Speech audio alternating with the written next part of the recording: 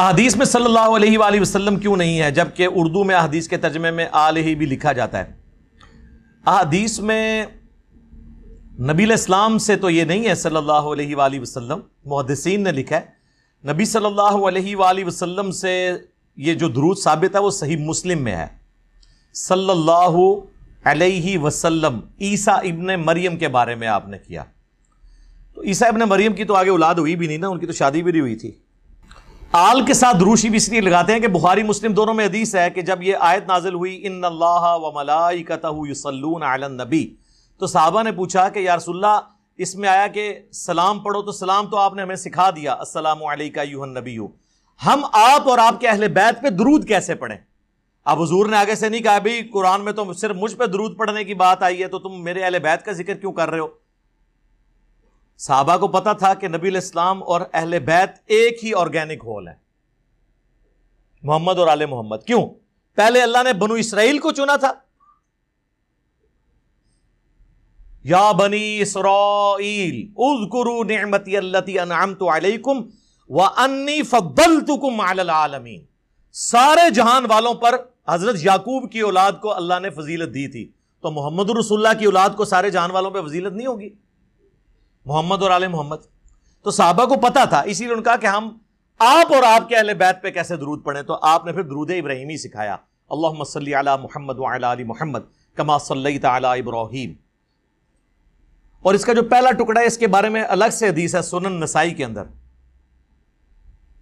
یہ لفظ نسائی بھی درست ہے، زیر سے اور زبر سے بھی درست ہے، دونوں پروننسیشن اس کی چلتی ہیں، سنن نسائی، سنن نسائی۔ سنن نسائی کے اندر حدیث ہے، زید ابن خارجہ کہتے ہیں مجھے نبی علیہ السلام نے وصیت کی تھی کہ مجھ پر درود کو لازم کر لو اور خصوصاً اپنی دعاؤں میں پڑھا کرو اللہم صلی علی محمد وعلی آل محمد، بس اتنا۔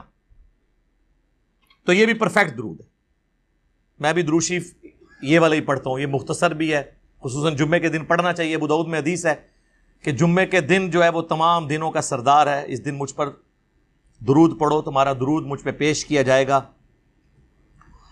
صحابہ نے کہا یا رسول اللہ جب آپ فوت ہو جائیں گے اور آپ کی ہڈیاں مٹی میں گھل مل جائیں گی تو کیا اس وقت بھی درود پیش ہوگا؟ تو آپ نے فرمایا ان اللہ حرم علی الارض ان تأکل اجساد الانبیاء، بے شک اللہ نے حرام کر دیا ہے مٹی کے لیے کہ وہ نبیوں کے جسموں کو کھائے۔ تو یعنی جمعے والے دن اسپیشلی رسول اللہ کی بارگاہ میں دروشی پیش ہوتا ہے، جو دروشی پڑھنے والے ہیں کم از کم 100 دفعہ تو دروشی پڑھیں نا جی۔ وہ مجموع زوائد کے اندر حدیث موجود ہے نا کہ جو شخص 100 دفعہ دروشی پڑھتا ہے نا، اللہ تعالیٰ اس کی دونوں آنکھوں کے درمیان لکھ دیتا ہے کہ یہ بندہ منافقت اور دوزخ کی آگ سے بری ہے، اور قیامت والے دن اسے شہیدوں کے ساتھ اٹھائے گا۔ صلاۃ بر محمد وآل محمد، اللہم صلی علی محمد وعلی آل محمد۔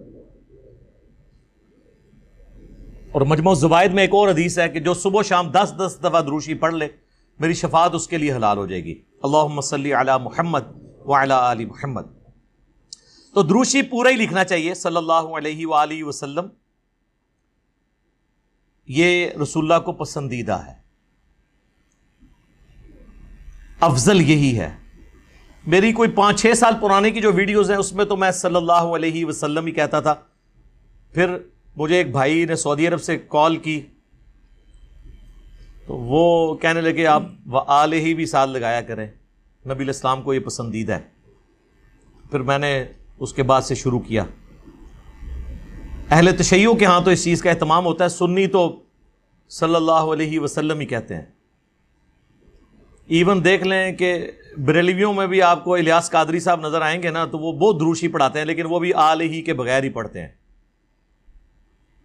تو ایک سمجھ لیں ایک ٹرینڈ کے طور پہ ہی وہ ایک معاملہ چلا ہوا ہے نا، اس لیے غلط ہے۔